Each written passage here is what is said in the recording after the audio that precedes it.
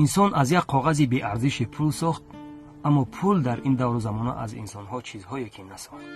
همین است که میگوید هم پدر هم مادری ما پول شد، هم برادر خواهری ما پول شد. مهر آدم ها زی آدم دور شد، آدمی بی پول به چشم بی نور شد.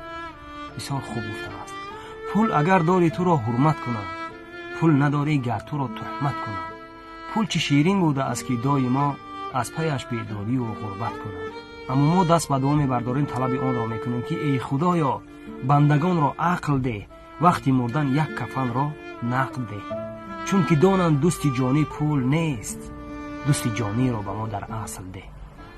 برای آن نفرانی که اینقدر به مال دنیا دل بسته‌اند، یاد دو مصرع شعر است که میگوید پول دنیا دستگیرت نیست روزی ماجرا، مال و ملکت از سرت ماند، دلی را پاس دار. السلام علیکم.